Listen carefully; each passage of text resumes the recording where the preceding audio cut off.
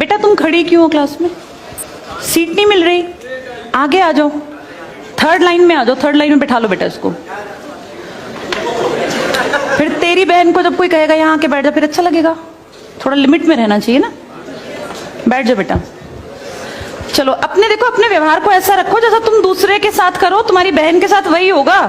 यहाँ नहीं, जहां वो कॉलेज में जाएगी वहां होगा, बस में होगा, ऑटो में होगा। समाज सबसे मिलके बनता है। तुम घटिया हो ना किसी के लिए, तो तुम्हारी बहन के लिए 100% कोई ना कोई घटिया। भगवान जो है कर्मा रिटर्न्स बैक है, ये सीधी थ्योरी है ये। और ये मैं अपने लिए भी मानती हूँ, मैं अपनी बेटी के लिए भी मानती हूँ।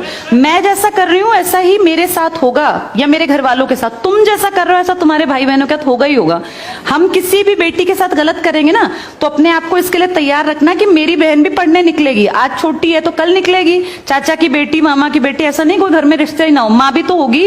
जैसा तुम कर रहे हो ऐसा तुम्हारी माँ के साथ जरूर घटित हुआ होगा। अब तुम कर रहे हो। बड़े अच्छे कई एड्स हैं, उसमें एक जवान लड़का ना सीटी बजा रहा होता है, तो उसकी माँ, देखा तुम लोगों ने वो, उसकी माँ कहती है बेटा मत कर। तुम्हारी उम्र का था वो लड़का, उसकी माँ लगा लो मेरी एज की मुझसे 2-4 साल बड़ी होगी, क्योंकि जो बच्चे 20 के हैं उनके माँ 40-45, उनकी माँ 45 साल तक की होती हैं।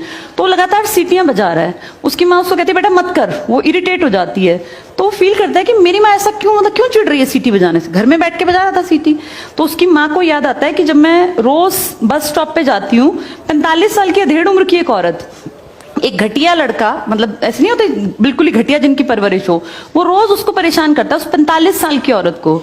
तो उसको फिर फील होता है कि ये मेरा बेटा जो हरकत कर रहा है ये उस लड़के से मेल खाती है। बहुत अच्छा ऐड है, उसका एसेंस बहुत अच्छा निकल के आता है कि एक्सप्लॉयटेशन सिर्फ जवान लड़कियों का नहीं होता। आप गलत कर रहे हो ना, कोई आपकी माँ के साथ, आपकी बहन के साथ कहीं ना कहीं कोई गलत करेगा फिर। इसलिए समाज को अच्छा बनाओ, क्लास को ऐसा बनाओ, कोई लड़की वहां से अगर आ रही है और तुम कह रहे हो यहाँ आ जा, तो ये ठीक है। ये अपने आप सोच के देखो, ये हमारी परवरिश को भी दिखाता है कि हमारी परवरिश कैसी माँ ने की है।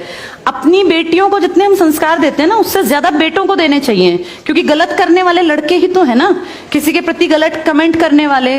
ये ठीक नहीं होता।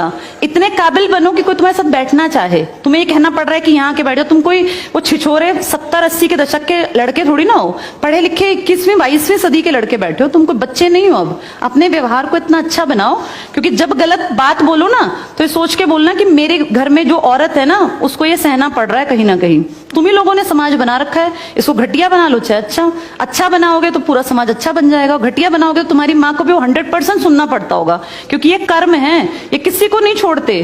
तुम सबको चार दीवारी में नहीं रख पाओगे। तुम्हारी माँ को भी कहीं ना कहीं बाहर निकलना पड़ता है, चाहे वो मार्केट सब्जी लेने जाती हो, गाँव में रहते हो तो गली में तो निकलती है ना, उसको भी सुनना पड़ता होगा, क्योंकि समाज बनाने वाले तुम ही लोग हो।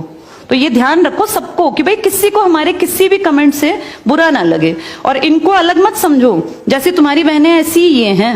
पसंद आना कोई अलग बात होती है, पर व्यवहार अच्छा रखना चाहिए। तुम्हारी परवरिश अच्छी माने की है, कम से कम ये दिखा के चलना।